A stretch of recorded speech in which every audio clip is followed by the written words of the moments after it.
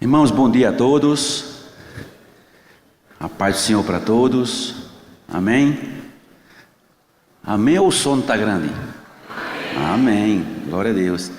Eu gostaria muito, primeiro, fazer uma explanação sobre o porquê eu estou nesta área de família. Durante 20 anos,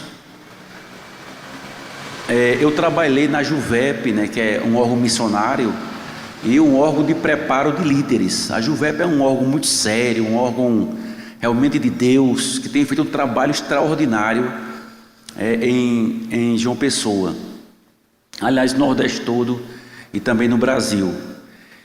E alguns anos atrás, eu comecei a me deparar com muitas pessoas que iam para a faculdade, jovens principalmente das igrejas, e quando eles chegam na faculdade, eles esfriam a fé. E eu conheci até jovens evangélicos que nasceram na igreja, que viraram ateus.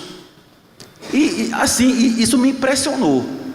O que é que está acontecendo? O que é que houve que esses jovens vão para a faculdade e uma teoria lá da faculdade esfria, já gera, problema. Aí eu fui fazer um negócio que eu decidi fazer.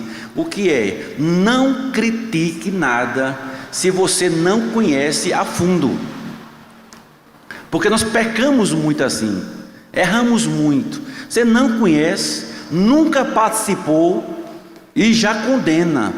Você nem conhece. Eu fiz vestibular para curso de Direito e fui fazer faculdade. E ali eu me deparei com uma coisa que eu nunca imaginei. A minha impressão é que o mundo acadêmico, ele é muito mais um curso contra Deus do que um curso acadêmico. Porque toda aula o professor dava um corte em Deus, na religião, impressionante.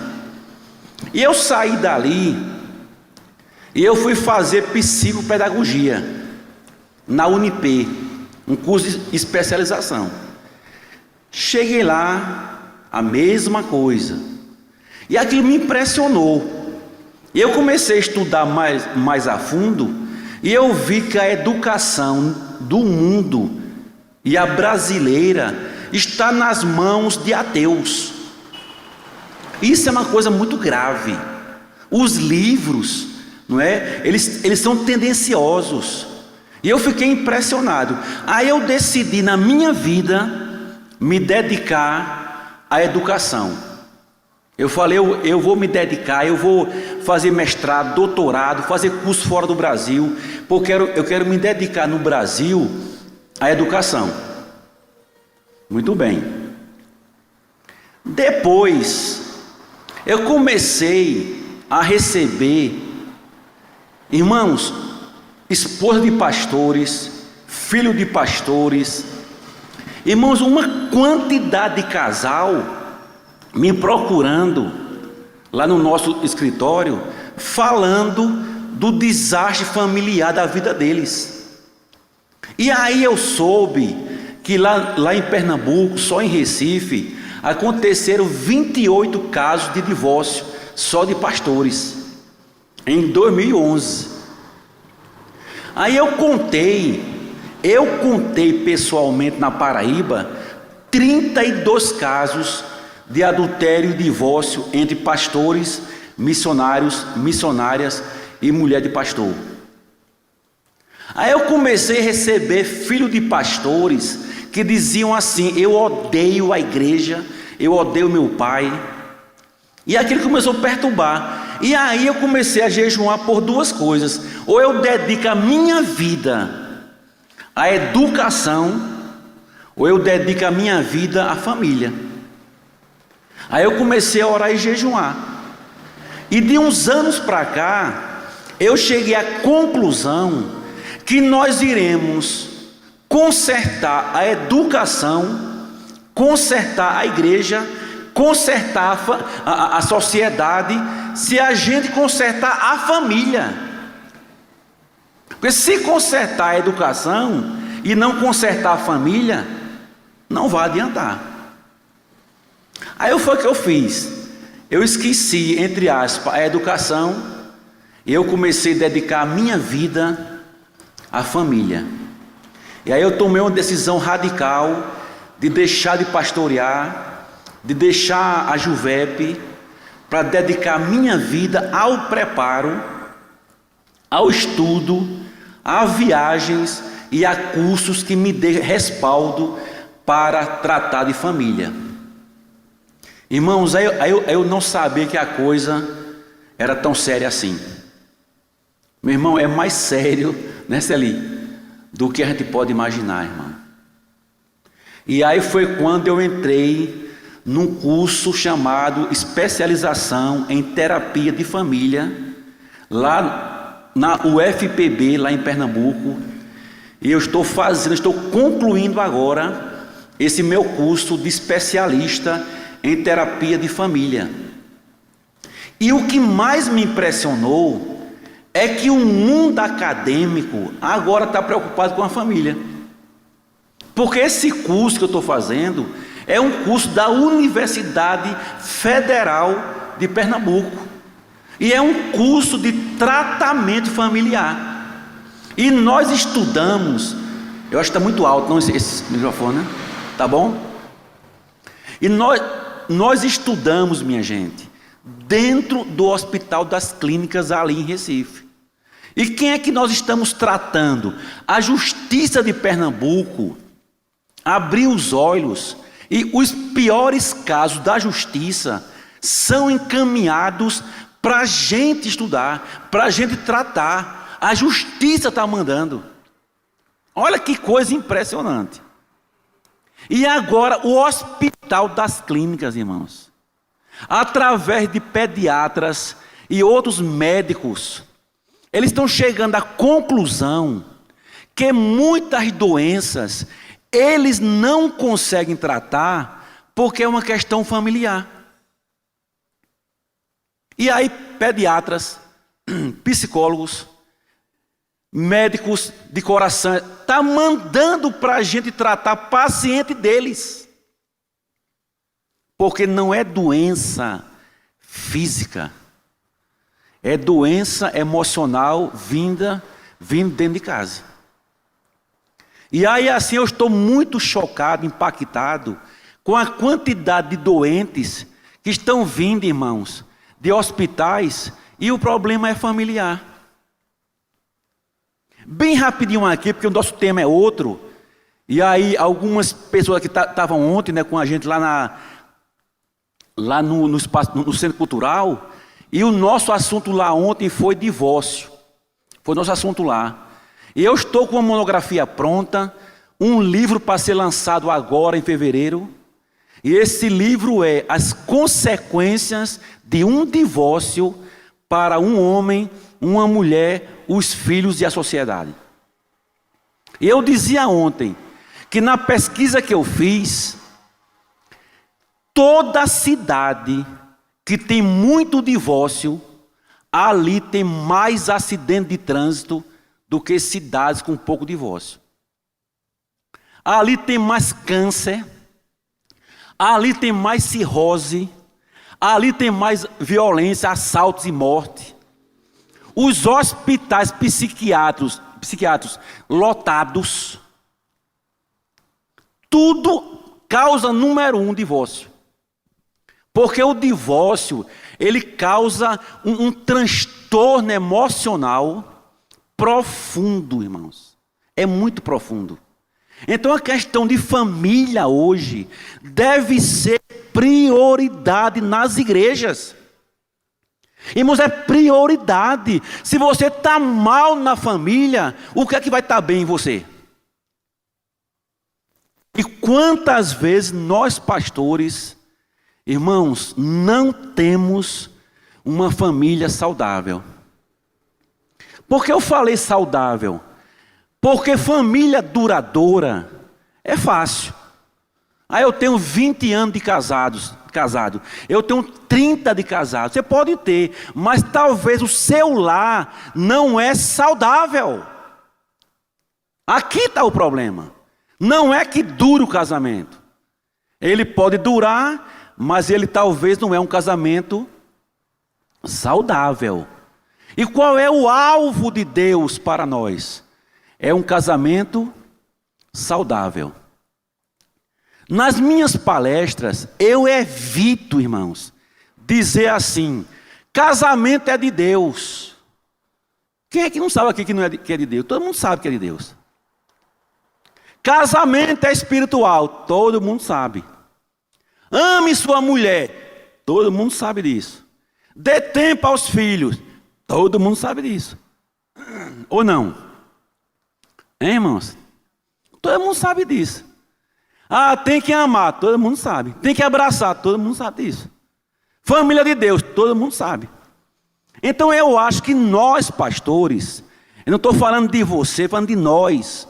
Nós tratamos muitas vezes um aconselhamento, um problema familiar, de maneira muito superficial. Ou nós, pastores, procuramos nos aperfeiçoar para um tratamento mais profundo na questão familiar, ou a gente não resolve nunca. Deixe-me contar aqui rapidamente um caso que eu estou acompanhando. Veja só. A mulher chegou, uma mulher chegou e disse que ela tem 2 sobrinhos, um de 6 anos, um de 9 anos.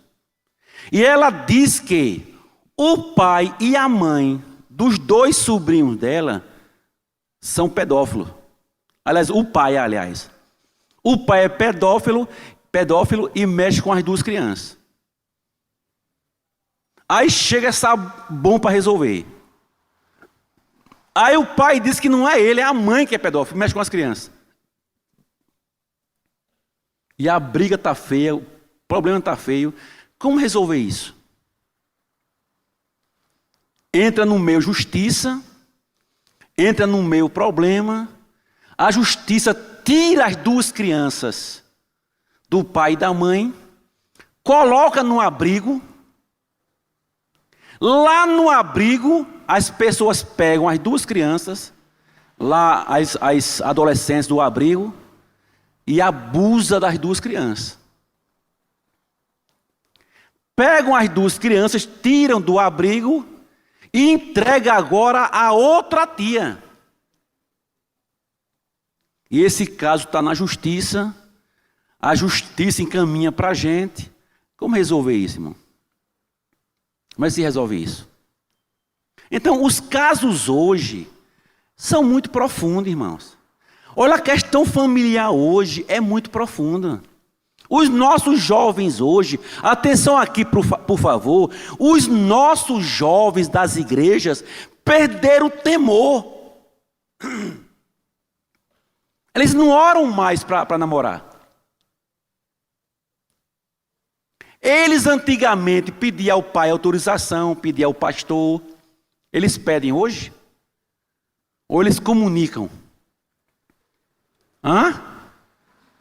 E quando comunica, né? E roupa que você fala e ninguém obedece. Então, irmão, está muito complicado, está muito difícil. Está muito difícil. Então, esse caso aí foi levado para a justiça. O juiz não sabia o que fazer. Mandou para a gente. Uma equipe foi tratar desse caso. E o que foi descoberto, irmãos? O pai sofreu feito louco. A mãe sofreu feito louca. Tiraram os filhos deles 2. Colocaram num abrigo. Mandaram depois para outra tia. No final foi descoberto que tudo a primeira tia tinha inventado. Nada era verdade. Olha que sofrimento. Nada era verdade. Mas como é que foi descoberto isso? Que nada era verdade? Através de muitas sessões, através de testes, irmãos, terapêuticos, psicológicos, para chegarmos à conclusão que tudo era mentira. Aí nós descobrimos que a tia tinha 2 filhos. Os filhos casaram e foram embora. O marido morreu e ela ficou sozinha. Como ela não suporta a solidão, inventou toda essa história para ficar com os 2 sobrinhos. É muita coisa, irmão. Agora, como é que a gente descobre isso? Através de muito estudo, muito testes e tantas outras coisas. Então, o pastor de hoje, ele precisa, irmãos, de um preparo especial. A família hoje não é mais família de antigamente. A mulher de hoje não tem mais paciência com o homem ruim. Não tem mais. Ela não vai orar 10 anos, tchau, vai embora. Mas porque Deus diz, não tem nada de Deus não, aí vai embora mesmo. Não é verdade não? Está muito complicado. Agora, como é que eu vou cuidar dos outros se eu mesmo não tenho uma família saudável? Então, nesta manhã, eu gostaria muito de tratar, põe em ordem a tua casa dentro de uma família saudável.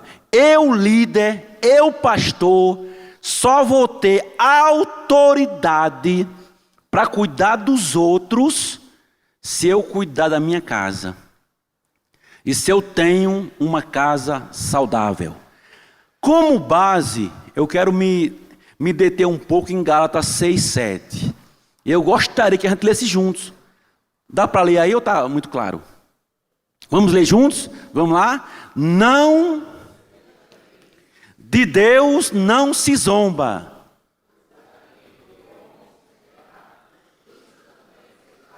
Primeira parte do verso é: não vos enganeis. Irmãos, eu não tenho como colher manga se eu plantei abacate. De vez em quando tem uma bomba estourou. A mulher de fulano foi embora. O filho desviou. O casamento desmoronou. Meu Deus, o que aconteceu? É o diabo. Bom, que o bichinho está lá, está. Ele está lá em tudo lá, viu? Mas eu creio muito mais que é essa questão do que eu plantei. Irmãos, essa questão do plantar é uma lei que não tem para onde ir. Se eu plantar manga, eu tenho que colher manga. Agora, quando aqui cita o que semear, ceifará, a gente às vezes só pensa em coisa ruim, mas aqui também é coisa boa. Amém? Se eu plantar coisa boa, eu vou colher coisa boa. Plantar semente boa, eu vou colher semente boa. Fruto bons. Então, por onde passa um casamento saudável?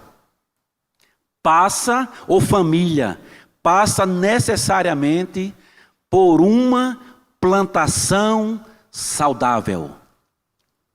Se eu planto sementes saudáveis, eu vou colher frutos saudáveis.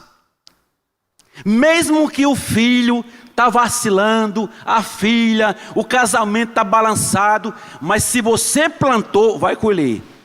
Plantou coisa boa, vai colher coisa boa. Amém? Porque Deus é fiel, irmãos. E aquela semente vai crescer e você vai colher em nome de Jesus. Amém? Casamento saudável e casamento feliz. Primeiro, esse exemplo do bambu chinês, que é um exemplo bem interessante. Você planta o bambu chinês, é impressionante. Você planta, né? Você planta aquela semente, e impressionante é que ele passa no mínimo 4 anos crescendo para baixo. No mínimo 4 anos crescendo para baixo, crescendo nas raízes. Irmãos, o bambu chinês, ele é profundo demais nas raízes. Ele cria toda uma estrutura embaixo, Por quê? Porque após 4 anos, ele vai crescer para cima. E aí, quando ele começa a crescer para cima, ele atinge 25 metros de altura. Mas por que ele atingiu? Porque primeiro cresceu para baixo. Não existe casamento bom se não houver raízes profundas, irmão. Plantação para baixo. Essa plantação é divina, é de joelho, é na oração, é no jejum, mas essa plantação também é humana. Essa plantação é humana. Irmãos, a casa, me escute bem por favor, é o único lugar que eu sou o que sou. Eu não sou 100% em lugar nenhum, irmãos. Eu não sou 100% na igreja, eu não sou. Aqui na igreja é a paz do Senhor, né? Um abraço, tudo na bênção, na unção, naquela hora de abraçar o irmão, é uma festa, não é? Alexandre, abraçar o irmão, a hora da comunhão, meu irmão ore por mim, claro que eu vou orar. No trabalho eu me camuflo, na escola com certeza. Por quê? Porque fora a gente não se expõe, que ninguém é doido. Agora dentro de casa é impossível eu me esconder. E a psicologia diz que um ser humano, ele passa no mínimo 2 anos para revelar o seu caráter.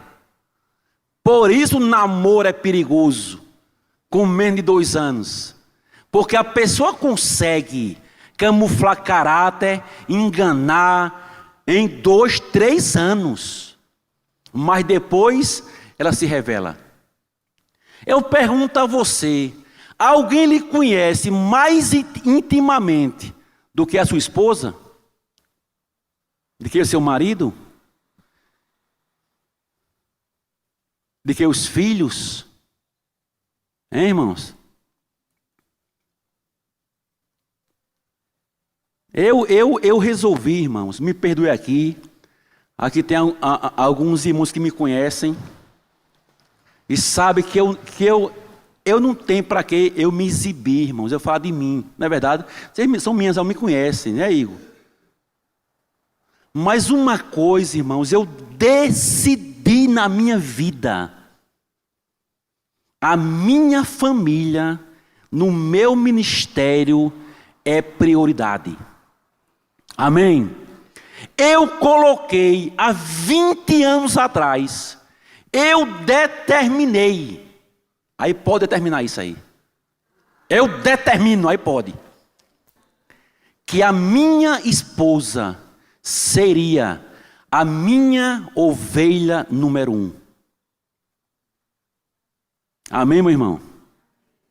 Eu iria cuidar dela. Ela é a minha primeira ovelha. E atenção aqui, pai e mãe, a sua mulher é muito mais importante do que os seus filhos. Não priorize filho. Priorize esposa. Porque filho, entre aspas, não ama. E é da natureza dele ir embora. É ou não? Você fica preocupado com eles, eles não estão nem aí pra gente. Já comeu? Mas já? Aí me esquece, homem. Não é assim não? Minha filha, você foi para o médico? Fui, mãe. Ele não quer saber, irmão. Porque eles estão no ninho deles. A prioridade para a sua vida tem que ser a sua esposa. Porque você começou com ela e vai terminar com ela. Leiam o livro Ninho Vazio. É um livro que conta a história que a maioria dos casais, depois de 50 anos de idade, os filhos casam, vão embora de casa, Ficam os dois sozinhos e eles não se conhecem. Por que eles não se conhecem? Porque na vida não cresceram em amizade, em intimidade, em parceria. Não cresceram. Os filhos vão embora, fica em casa 2 coroas perdidos. Quem é você? Aí não desfruta mais de nada. Foi a melhor coisa que eu fiz na minha vida, foi quando eu disse: igreja, filhos, tudo é segundo plano. A minha esposa é primeiro lugar. E eu testemunho aqui diante de Deus, irmãos. Há mais de 20 anos, eu faço 3 luas de mel por ano. Há mais de 20 anos. E toda semana, eu tiro 1 dia, 2 dias, para sair com a minha esposa sozinho, para ir para a praia, para restaurante. Eu gasto tempo com ela. Eu valorizo a minha mulher. Ela me valoriza. Por quê? Começamos sós, vamos terminar sós. E eu tenho visto uma coisa, irmão. Filho na atualidade está minando o casamento. E principalmente filho pequeno. Que parece que já nasceram com o rei na barriga. E nós pais, parece que afrouxamos, irmãos. A gente está frouxo. A criança manobra a gente. Como que quer, dorme a hora que quer, vai para onde quer. E a gente parece que está meio... E a avô, cuidado, viu, avô? A avô às vezes estraga mais do que tudo, irmão. Quem deve educar seu filho é pai e mãe. Não leve nas suas costas o que é deles. Não é seu, é deles. Quem resolver é problema deles. Dizem que o avô é o cavalo que os filhos amansaram para o neto montar. E eu não. Cavalo brabo agora dá manso. O neto bem de... né? É ou não é? Mas, irmãos, priorize. Quer um casamento saudável?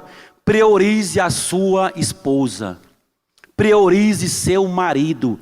A maior prevenção contra adultério é ser íntimo da mulher e do marido. Eu sempre digo, mulher nem homem tem amigo íntimo fora. Não existe amizade de mulher com homem, irmãos. Não existe. Porque é álcool e fogo. Colega. Nada de intimidade, de abrir coração demais. Quem abre coração demais, logo vai abrir outras coisas. Isso eu garanto. É adultério demais, é gente caindo demais. Por quê? Porque falta parceria, irmãos, entre marido e mulher. Falta parceria. Todo casamento saudável, ele é trabalhoso. Eu não conheço uma família boa, uma família equilibrada, para marido e mulher não ter tido muito trabalho. E às vezes cansa, irmão. Às vezes a sensação é que não vale a pena. Meu irmão, é trabalhoso. Você deixar a banda voar, não dá trabalho não, mas você levar a coisa séria. Às vezes eu digo à minha filha assim, olha, para mim era muito mais fácil deixar você se arrebentar, mas eu não consigo. Eu não consigo. E aqui tem que ter regra, aqui tem que ter disciplina. Alguém tem que pagar o preço, meu irmão. Irmão, casamento bom é casamento trabalhoso. Se você quer ter um casamento bom, mas não quer ter trabalho, não vai ter, irmãos. Agora, você vai ter muito trabalho, mas também tem um detalhe. Depois você vai ter descanso. Amém? Amém, irmãos? Você vai ter trabalho, mas vai ter descanso. Porque não é fácil não, irmão. E quando eu resolvi priorizar a minha casa, priorizar meus filhos, sabe por que foi? Pastores, olhe para mim aqui. É porque 15 anos atrás, na hora do almoço, a gente estava almoçando na mesa, 15 anos atrás. A minha filha olhou para mim e disse: pai, eu odeio ser filha de pastor. Eu queria ter nascido em qualquer casa, menos na casa de um pastor. Ouvir isso é fácil, irmão? Hein, irmãos? Eu saí da mesa chocado, 15 anos atrás, e aí eu comecei a fazer uma avaliação da minha vida, irmão, do meu ministério. E eu vi que a minha filha estava com essa visão de pastor de igreja por causa de mim. Por quê? Saindo feito doido, sem férias. Tem pastor que bate no peito: eu nunca tirei férias. Isso é uma vantagem grande, viu, mano? Você está no caminho certo. Está bem certinho mesmo. Aí trabalhando feito doido, chegava na igreja 8 da manhã, saía 10 da noite. No seminário, quantas vezes no seminário eu chegava 8 da manhã, saía 11 da noite. Chegando em casa, o telefone tocava: pastor, posso ir aí agora? Pode. Aí a minha filha: pai, eu quero uma roupa. Tem não. Vamos passear. Não posso. Eu comecei a plantar o quê? Comecei a plantar na minha filha ódio à igreja. E eu falei: eu vou mudar esse quadro. Eu vou mudar a minha vida. Comecei, irmão, a tirar um dia por semana para minha casa, para brincar com as minhas filhas. Comecei a dizer não a muitos irmãos. Porque cuidado, que ele suga você com coisa que é problema dele. Dá para resolver, irmão. É só dizer não. Aí ele resolve. Tem uma irmã em nossa igreja, irmão. A mulher ligava para mim toda semana, ela e o marido dela. Toda semana: pastor, vem cá. Minha mulher está com uma dor de cabeça, dando ataque, não sei o que, no chão aqui. Lá vai eu correndo para lá. Eu pego um carro feito 2 dias lá. Ah, pastor, meu Deus. Aí eu botava a mão, orava, era um milagre, ficava curada. Irmão, isso foi umas 4, 5 vezes. O marido: pastor, vem aqui. Aí eu correndo, feito doido. Aí eu comecei a refazer a minha vida, irmão. Comecei a refazer algumas coisas na minha vida. Aí eu comecei a dizer não. Quando uma pessoa é madura, quando ela diz não sem culpa, aí é madura. Porque dizer não e ficar morrendo não é maduro não. Não, e acabou. Alô, pastor, o que foi, meu irmão? Minha mulher, o que é que ela tem? Está aqui no chão dando ataque, morrendo de coração. E meu irmão falou: o senhor é crente também? Sou, pastor. O senhor bota a mão nela e repreende, irmão. Repreenda o quê? Sei lá, qualquer coisa. Repreenda. Diga: está repreendido. Amém? Aí ele sabe o que ele me perguntou? Pastor, e vai dar certo? Eu digo: vai, irmão. Aí ele me ligou daqui a 10 minutos. Pastor, que foi? Deu certo, irmão. Pronto, pronto. Ela tá boa, tá? Então é o seguinte: toda vez que ela desce esse negócio aí, o senhor faz esse negócio. Ela bota a mão lá e não me chama mais não. Nunca mais me chamou.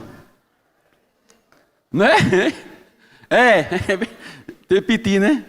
Aí, meu irmão, é briga de empregada. Liga pro pastor. Pastor, diga, minha irmã, minha empregada não quer me obedecer. Vem aqui, eu? A pessoa, irmão. Meu irmão, são muitas coisas que eu, como pastor, tenho que discernir, irmão. Senão eu vou criar um bando de doente. É ou não? Manda o povo orar por eles, irmão. Parece que a gente gosta desse negócio de ser o centro. Não é? Casamento a gente tem que estar em tudo. Aniversário está em... Não tem que estar não, irmão. Aí eu tomei decisões, trabalhar na minha casa, colocar em ordem a minha família. Eu comecei a trabalhar mais com a esposa, com as filhas, conversando mais, sentando mais, passeando mais. Irmãos, participando da vida dela, pastoreando. É trabalhoso, irmão. É trabalhoso. Quando dá sua energia? Vamos trabalhar junto aqui, reunir a minha família toda, as filhas. Olha, vamos economizar energia. Aí sobrou dinheiro no fim do mês, vamos para restaurante. Comecei a juntar dinheiro sem elas saberem. Surpresa, fui para um hotel 3 dias com elas. Hotel de luxo, meu irmão. Aí tome, olha, o bom e o melhor para minha família. Elas começaram a pensar, ser filha de pastor não é tão ruim assim. Irmão, se passaram mais ou menos 10 anos, quando eu ouvi a melhor frase que um pai pode ouvir, ainda naquela mesa, a mesma filha disse: pai, se eu casar um dia, eu quero que o homem seja igual ao Senhor. Amém, irmãos? 10 anos depois, mas foi trabalhoso, ainda é trabalhoso, porque ter família saudável sempre será trabalhoso. Amém? Posso contar mais uma? Mas está quase na hora, né? Tá quase... E agora, irmão? O que é que faz? Falta 10... Já? 3. Então eu vou contar não, irmão. Vamos botar 20, fazer um rebelião aqui? Olha, tá vendo? O povo já provou, então já foi. Eu estou brincando, irmão. Estou brincando. Fica tranquilo. Eu estou brincando, eu sei. Vou dar o tempo aqui. Tá certo. Irmãos, nunca liguei para casa própria, carro, plano de saúde. Nunca liguei para isso. A minha linha sempre foi: Deus mantém, Deus sustenta, Deus dá, Deus supre. O mais importante na minha vida é fazer o que Deus quer, o resto vem. Sempre pensei assim. Escute, depois, diga aleluia depois, calma. Meu irmão, nunca tive na minha vida nada. Sabe o que é nada? Eu estava também no almoço, porque a gente almoça todo dia junto para ter comunhão, orar e conversar. A minha esposa chega, isso faz 7 anos, 6 anos, senta na mesa e diz assim: Pontes, sabe quem morreu? Fulano de tal. Um homem de Deus, um homem de uma vida íntegra, uma vida direita. Mas Pontes, ele deixou a mulher na rua, porque eles não têm casa para morar, a mulher com os filhos, ficou endividado, não tem nada. A minha filha menor disse: eita, pai, tá igual a gente. Falei: como é, menino? Filho é bom, porque diz na nossa cara o que muita gente tem medo de dizer. Filho disse. Falei: como assim? Elas: pai, se o senhor morrer hoje, a gente está na rua, a gente não tem uma casa, a gente não tem um carro, a gente não tem onde morar. Se o senhor morar hoje, morrer, a gente está perdido, pai. Irmão, eu fui para o quarto, chorei. Eu me lembrei, sabe de quem? Daquela mulher viúva, de Elias ou Eliseu? Eliseu. Ela disse a Eliseu: o teu servo morreu e eu fiquei endividada. Eu comecei a pensar: que tipo de pastor sou eu, irmão? Que tipo de homem de Deus sou eu? Eu vou morrer, meu enterro vai ter não sei quantas pessoas dizendo: este foi íntegro, direito, tal. Mas a mulher no meio da rua sem nada. Eu não tenho direito de fazer isso, irmão. Não tenho direito. Que eu não vivo só. Eu tenho família, irmãos. Amém? Eu tenho família. E esse discurso aí, que Deus tal, realmente Deus dá. Mas onde está a prudência? Onde está a sabedoria? Onde está o equilíbrio? E há 6 anos atrás, eu coloquei no coração, eu vou ter o melhor plano de saúde, eu vou ter seguro de vida, eu vou ter casa própria, eu vou ter carro. Em 6 anos, eu fiz um alvo, eu fiz uma meta, comecei a jejuar, orar e trabalhar, e ser prudente. Ser prudente. Em 6 anos, eu consegui, irmão. Hoje eu tenho uma casa própria, foi um milagre. Pena que eu não posso contar aqui por causa do tempo.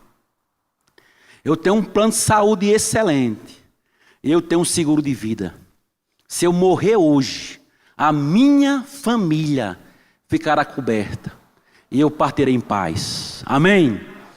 Eu tenho um curso que eu dou chamado Saúde Financeira para a Família, irmão. Eu mostro nesse curso que é possível, no tempo de hoje, viver uma vida financeira equilibrada. É possível, mas é trabalhoso. 3, toda semente plantada, um dia cresce e dá fruto. Bom ou mal, mas dá fruto. Mas travou aqui. Vê se tu consegue destravar.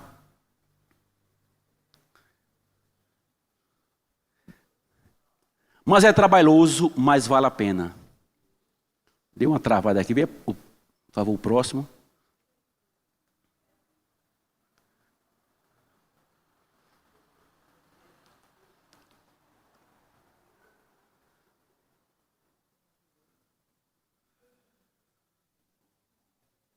Próximo.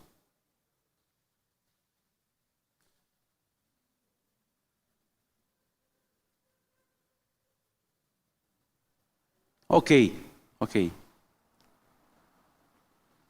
Irmãos, eu tenho dito isso aqui a algumas famílias.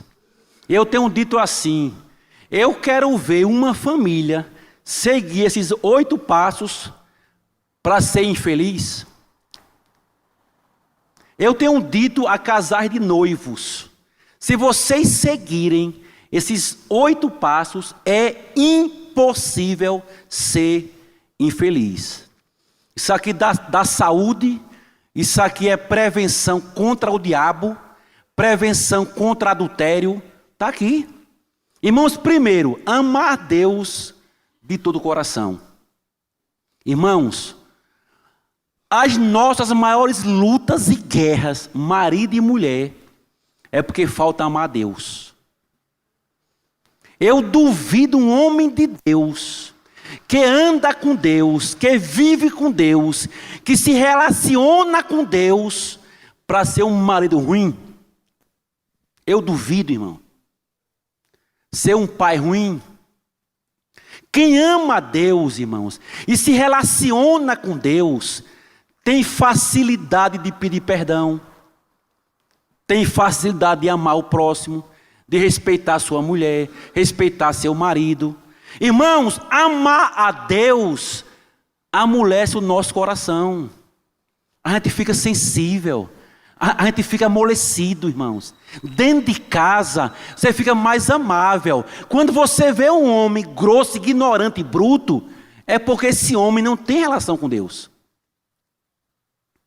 Ele pode ter relação com a igreja, ele pode ser religioso, pastor, mas eu duvido um homem que tem relação com Deus para ser grosseiro, bruto e ignorante.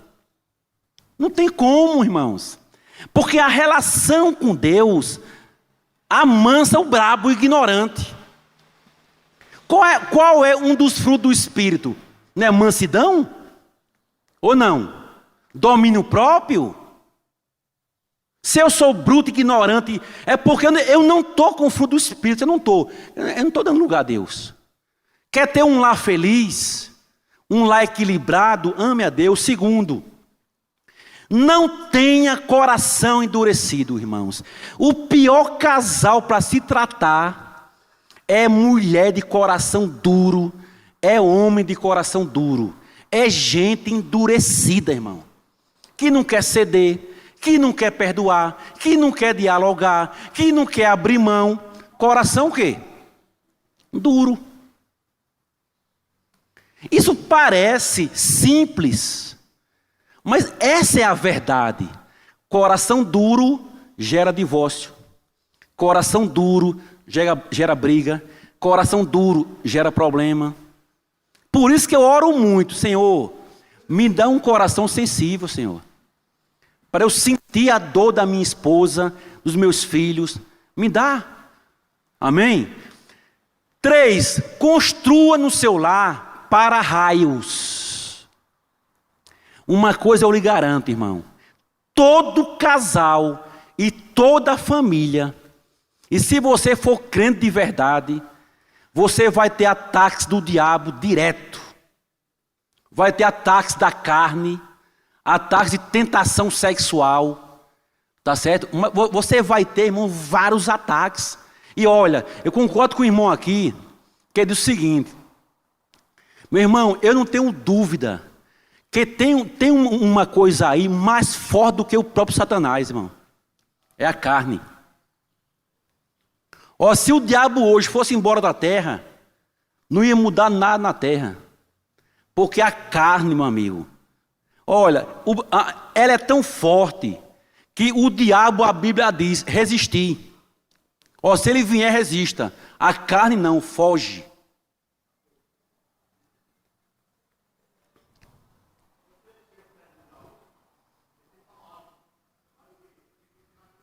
É muita carne. Então, olha, se a Bíblia diz que o diabo você resista, mas a Bíblia diz a carne fuja, eu chego a uma conclusão e eu digo aos pastores: não existe um ser humano que tem força contra a carne. Não tem um. Inclusive, há uma história que eu conto, que diz o seguinte: você está aqui do lado, carne, tentação. Se você botar o pé, meu amigo, não tira mais. Se Davi, lá na tentação lá de Betseba, estava dormindo de tarde, irmão. E aí se levanta, vai passear no terraço. Tem uma irmãzinha tomando banho lá fora, nua. É estranho, a mulher num terraço, sabia que dava para ver no palácio, a mulher toma banho nua. Vamos julgar a irmãzinha não, mas não sei, né? Aí Davi olha, era para dizer, tá amarrado e sair.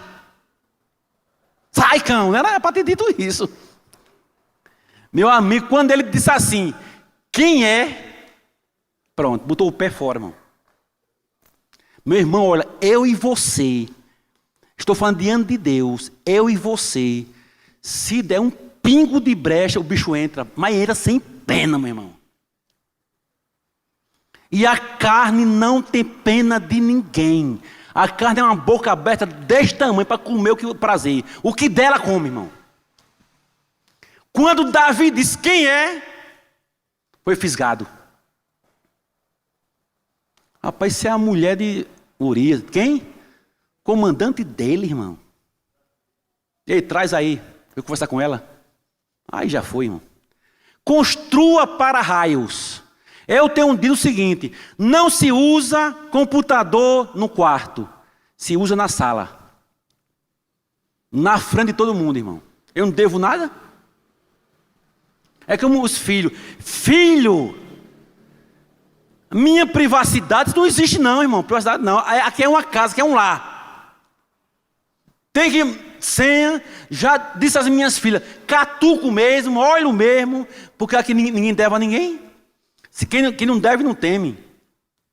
Não existe privacidade entre família, irmão. Coisas com meu dinheiro, minha, não tem isso. Construa para-raios. O que é para-raio? Jejue com a sua mulher, no mínimo uma vez no mês, a mulher e o marido jejuando pela casa. Reúne os filhos, irmãos. Pelo menos uma vez na semana. Põe todo mundo de joelho, irmão. Vamos orar, bota a mão na cabeça. Para raio. Qualquer bichinha, perua que sondar, cai fora. Não pergunta quem é não, irmão. E se a mulher disser assim, olha fulano, meu amigo, cai fora. Porque eu nunca vi mulher errar, até hoje. Mulher tem uns negócios, irmão, que não sei de onde que vem não. Deve ser de Deus, né? É uma intuição que sente o que ninguém disse. Entendeu o que ninguém falou. Ela já entende. Fala assim, fulano, cuidado com fulana. Lá vem a besteira. Olha o dedinho que é besteira, ó. Mulher tem uma antena, meu amigo, que é um negócio impressionante. Eu fiz questão de fazer com a minha mulher um pacto. Tudo nosso é aliança. Vou comprar uma coisa, ela fala assim, eu sinto que não deve. Eu digo, por quê? Não sei, eu já não faço. É aliança, construa para raios. Para a gente terminar, haja como equipe, irmãos. Família não é concorrência. Família não são concorrentes. Famílias são sócios. Amém? O cônjuge é a pessoa mais importante da sua vida. 6, defina papéis claros. Está um tumulto medonho, irmão. Homem é mulher, mulher é homem, é uma confusão. Tem que definir papéis.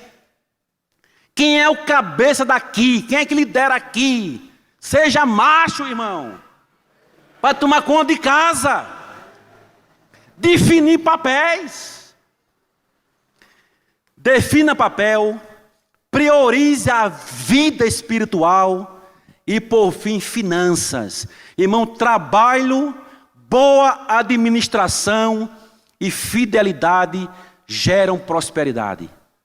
Não essa prosperidade pregada por aí, mas aquela verdadeira que vem de Deus. Trabalhou, administrou bem e foi fiel, você vai colher isso aí. Amém? Assim teremos uma família saudável. Amém? Deus nos abençoe em nome de Jesus. Deus nos abençoe. Pode desligar. Bem rapidinho aqui. Pode vir, irmão. Esse livro aqui, irmãos, é um livro que Deus me orientou a fazer depois de muito trabalho. Tem essa palestra aqui, tem sobre namoro, noivado, distúrbios sexuais, tá certo? É uma aula. Muitos pastores estão dando esse livro na escola dominical. É um curso completo para a família. E a Vinac está lançando esse ano esse livro. É para ser R$30. Estão vendendo por R$9,90, eu acho. 200 páginas. Tá certo? Tem lá embaixo, né, irmão? Não é isso? Tá? Então a Vinagre está com esse livro. Põe em ordem a tua vida e a tua casa. Essa palestra de hoje está também nesse livro. Deus nos abençoe em nome de Jesus, irmão. Bom dia. O pastor falou que está fazendo o curso de terapia familiar, né? Que tem esse trabalho todo. Eu gostaria de saber se o tratamento familiar que tem sido discutido no curso, que tem sido oferecido, as orientações, se vê Deus como uma fonte de cura. Não. Tudo lá é terapêutico. Lá trabalha genograma, que é trabalhar a família, a história familiar. Agora lá são 7 a 8 pastores. A gente está pegando esse material e trazendo para uma adaptação espiritual. Mas lá não, é só humanamente falando. Pastor, o senhor falou no início da sua palestra que os pastores precisariam ter um preparo especial para tratar de alguns assuntos. Dentro da sua palestra, pelo que a gente notou, o senhor fala muito sobre a psicologia. E eu gostaria de saber o seguinte, a psicologia, como todos nós sabemos, não é uma ciência exata e também foi criada por homens descompromissados com Deus. E eu queria saber, senhor, há compatibilidade entre a psicologia e o ensino da Escritura? E outra coisa, não seria suficiente as Escrituras para tratar desses assuntos? Boa pergunta, boa pergunta. Irmãos, a psicologia, eu digo assim, ela nunca vai ser a solução. A psicologia. Mas se você pegar a psicologia como uma ferramenta, Aí você pode usar como um médico de coração, um médico de rins. Ou seja, aquele conhecimento ali, ele vai curar a pessoa? Talvez sim, mas se não cura, oração. Então nós estamos pegando todo o material e estamos adaptando ao que a Bíblia diz, certo? Então a sua pergunta é muito boa. A psicologia, para mim hoje, é uma ferramenta que eu uso, mas quem cura é Deus. Quem cura é Deus. E outra coisa, a Bíblia está cheia de psicologia. Quando Paulo diz assim, tudo que for amável, boa fama, ocupe o vosso entendimento, aquilo é psicologia. Quando Jesus dizia assim, alguém fazia uma pergunta a ele respondia com outra pergunta. Estão lembrados disso? Isso é uma prática da psicologia. Ou seja, é uma ferramenta que ao invés de você responder uma pergunta, faça outra pergunta para gerar libertação. Então, boa pergunta sua. A gente pega a psicologia, tá certo, como uma ferramenta e não para ficar no lugar da Bíblia. Boa pergunta sua.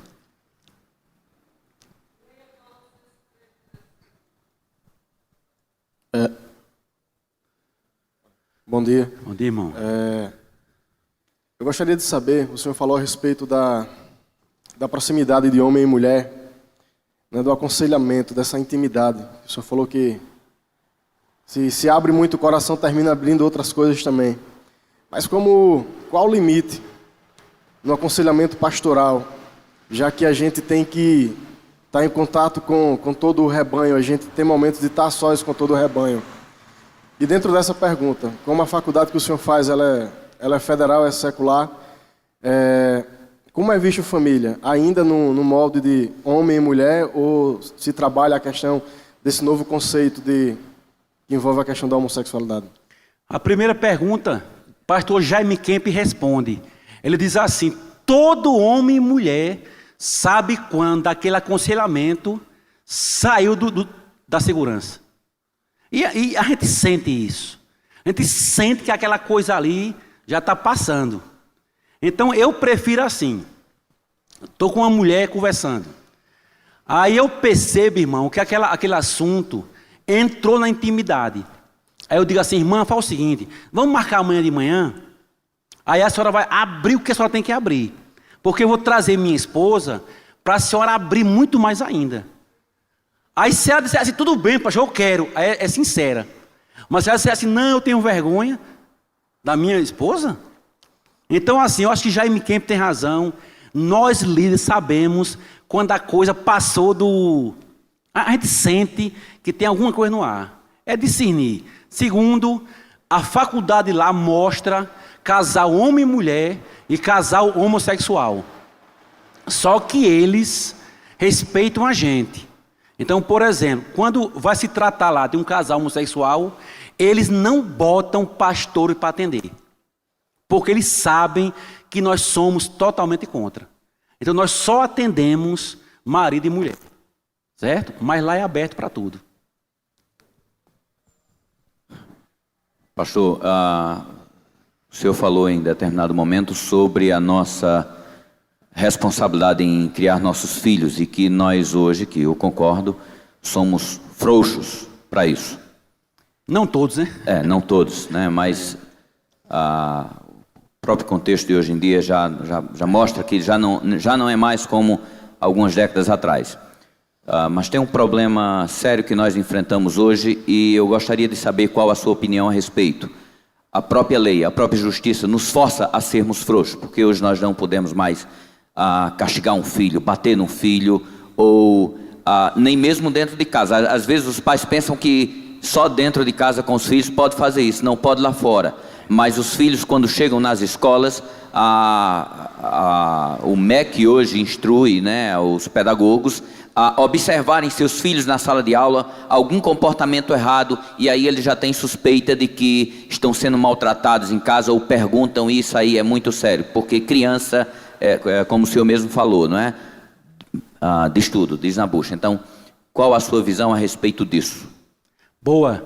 Bom, primeiro a gente não pode confundir educar com bater. Nem sempre bater é educar. Às vezes bater é exatamente falta de autoridade. O que está faltando hoje para a gente é mais autoridade. E me perdoe citar o meu exemplo aqui. Mas eu criei as minhas filhas, não no cultinho lá atrás, que eu nunca deixei, mas sentado perto de mim. Eu dizia assim, olha, isso aqui é uma igreja, isso aqui é um culto a Deus, você é pequena, mas você tem que entender isso. Aqui é um culto a Deus, sente perto de mim. Agora é trabalhoso, é cansativo, mas eu consegui. Faço hoje a mesma coisa com o outro pequeno. Então eu acho que o que está faltando em nós, não é em vocês não, é em nós, é autoridade. A gente tem que resgatar de pai e mãe a autoridade.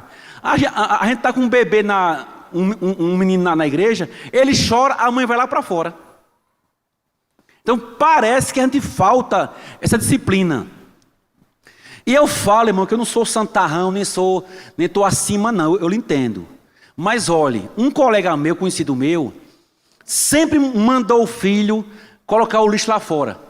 O filho nunca botava. E eu fui ler um livro, o livro diz assim, se você mandar o filho fazer uma coisa e ele não faz, é porque você perdeu a autoridade. Aí eu fechei o livro. Eu disse, isso é conversa, isso é uma heresia. Eu tenho autoridade. Aí fui ler de novo. O livro diz assim, que um pai mandava, filho, bota o lixo lá fora. O filho nunca botava. E quem é que bota? Quem é que bota? O pai ou a mãe. A gente está treinando o filho para desobedecer. Ou não? Se eu faço, é aquela coisa de mulher. Mas, sinceramente, vocês se levantam e nem arrumam a cama. E coisa absurda. Aí a mãe vai e arruma. A gente está treinando ele para isso. Então a questão hoje é a gente voltar a dizer uma coisa e ele fazer. Não é fácil não. Aí eu vou fazer um teste. Cheguei na minha filha, Karen na época. Karen, quando tu levantar, arruma a cama, tá? Tá, pai, eu vou arrumar. Levantou 9 horas. Karen, a cama. Não, eu vou arrumar, calma. Meu amigo, deu 5 da tarde, ela não arrumou. E aí ela foi saindo à tardezinha para se encontrar com os amigos dela. Bonitona, arrumadinha e tal, né? Tá indo para onde, Karen? Não, eu vou me encontrar com... Não, você vai arrumar a cama. Mas pai, eu marquei 6 horas. Não interessa. Você vai arrumar a cama, Karen. Você vai arrumar seu quarto. Mas pai, você vai arrumar seu quarto, Karen. Ela foi arrumar às 6 horas. Amigo, no outro dia eu fui lá de novo. Cara, arruma a cama, o quarto. Tá, pai, eu arrumo. Deu 3 da tarde, ela não arrumou, irmão. Terceiro dia eu fui lá de novo. Karen, vai arrumar a cama, viu? Tá, arruma, pai, deixa. Meu dia não arrumou, irmão. Eu vou estudar, não interessa, você vai arrumar a cama. Eu tenho prova, não importa. Vou tirar 0, não importa. Você vai arrumar a cama, cara. Meu irmão, foi 8 dias, pastor. 8, cansa, meu amigo. Sabe o que é? Ah, deixa isso para lá. Não. Eu tenho que retomar a autoridade, irmão. Depois de 8 dias, um pé de Karen. Aí eu acordei, quando eu levantei, já estava arrumado o quarto dela. Quem mudou foi ela ou foi eu? Quem mudou fui eu, minha gente. Quem muda é o adulto. Hoje está mais difícil, educar está muito mais difícil. Mas se o adulto mudar, a criança muda. Porque a criança sabe quem manda. Nunca esqueçam essa frase. A criança sabe quem manda. Por que tem criança correndo na igreja? Porque o pai e a mãe não tem moral. Tá, é muito boa a sua colocação, muito boa mesmo. Pastor, eu quero fazer uma colocação e uma pergunta. Tá. A primeira colocação é que o irmão falou no trânsito. Mas eu tenho que complementar, dizer o seguinte. O que mais mata no Brasil hoje não só é o trânsito. Em primeiro lugar, a gente sabe.